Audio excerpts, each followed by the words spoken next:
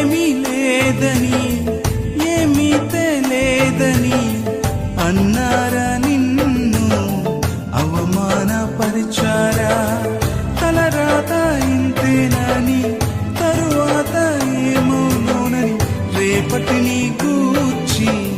చింతించుచున్నావా చింతించకన్నా యేసు మాటను మరిచావా మారాను మధురంగా మార్చెను చూసావా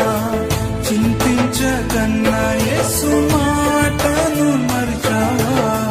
మారాను మధురంగా మార్చెను చూసావా కన్నీరేలం